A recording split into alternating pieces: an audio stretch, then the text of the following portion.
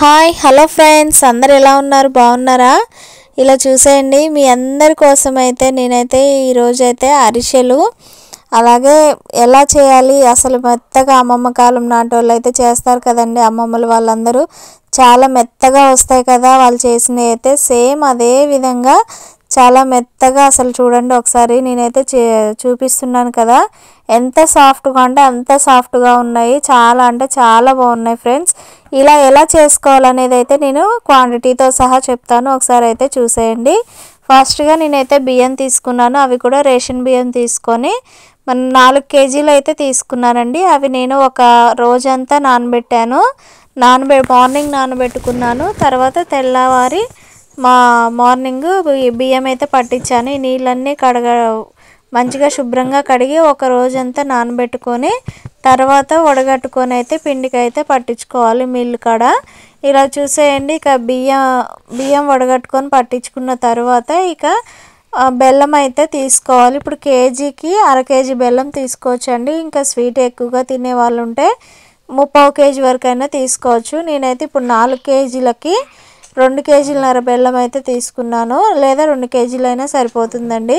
ఇలా చూసేయండి. ఆ బెల్లం తీసుకొని దాంట్లో ఒక 2 గ్లాసుల వరకు నూనె పోసాను. మనం ఇప్పుడు ఆయిల్ ఏదైతే వాడతామో ఆయిల్ అయితే పోసుకోవచ్చు. తర్వాత ఒక 2 గ్లాసుల వరకు వాటర్ పోసుకొని ఇలా పొయ్యి మీద అయితే పెట్టుకొని ఇక పానకం మొత్తం మరుగుతూ ఉంటుంది. ఇలా చూడండి, దగ్గరగా వచ్చినప్పుడు మనం పానకం అయితే ఒకసారి అయితే చెక్ చేసుకోవాలి. ఇలా చూసేయండి. ఇప్పుడు నేను దీంట్లోకి పంచదారను యాలకులు మిక్సీ పట్టుకొని కొంచెం యాలక్కాయలను పంచదార మిక్సీ పట్టుకొని అయితే మొత్తం ఆ పొడి అంతా కూడా ఈ పానకంలో వేసుకోవాలి. వేసుకొని కలుపుకున్న తర్వాత బాగా పాకం అయితే తిక్కుగా గట్టిగా రావద్దండి, కొంచెం లూజ్గా ఉంటేనే మనకి అరిసెలు అనేవి కూడా చాలా సాఫ్ట్గా వస్తాయి. మనం గట్టి పాకం తీసుకుంటే అరిసెలు అనేవి గట్టిగా అయిపోయి విరిగిపోతూ ఉంటాయి, సరిగ్గా పొంగవు కూడా. ఇలా చూసేయండి. ఇప్పుడు ఈ పాకం అనేది మనకి ఇప్పుడు మనం చేయితో అంటే చూడండి ఉండ కడుతుంది లైట్గా. అలా కట్టినప్పుడు మనకి అరిసెలు అనేవి కూడా చాలా సాఫ్ట్గా వస్తాయి. ఇలా చూసేయండి, పాకం కూడా గట్టిగా లేదు, బాగా ఈ పాకం అయితే సరిపోతుందండి. ఇంకా మనం దింపేసరికి కొంచెం దగ్గర అవుతుంది కాబట్టి సరిపోతుంది.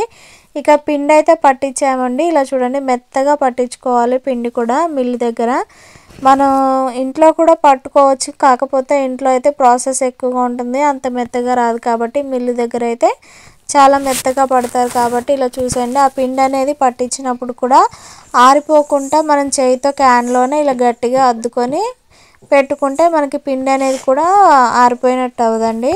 ఇలా చూసేయండి. ఇక కొద్దిగా పిండి పోసుకుంటూ మొత్తం కలిపేసుకోవాలి.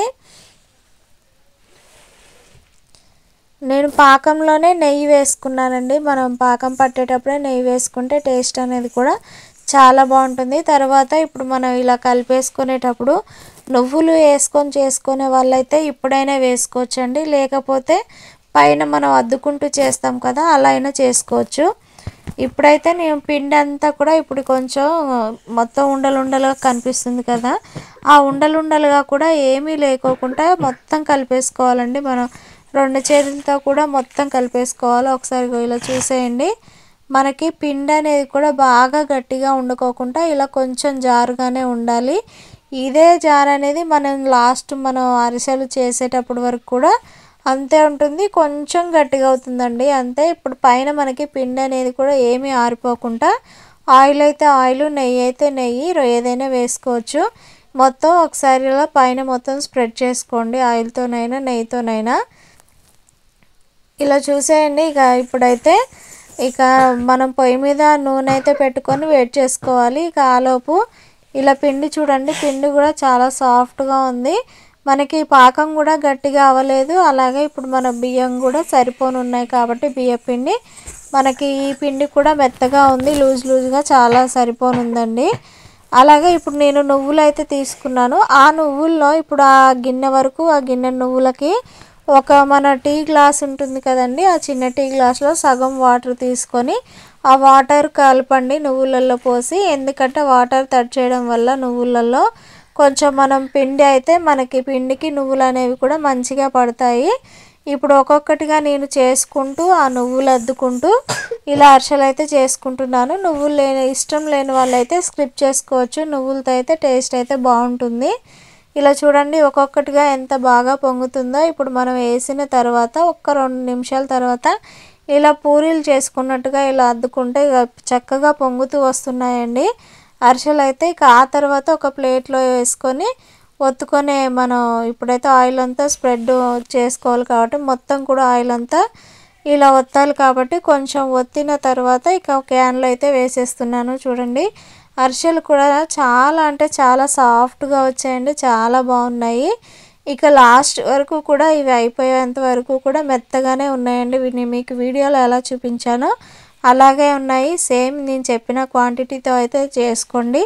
చాలా టేస్ట్ బాగుంది, స్వీట్ సరిపోయింది, అలాగే మెత్తగా ఉన్నాయి.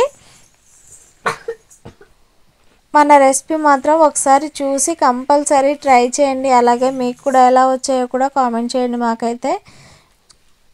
అలాగే మరిన్ని వీడియోల కోసం కూడా బెల్ ఐకాన్ని యాక్టివేట్ చేసుకోండి. Thank you for watching. Bye bye.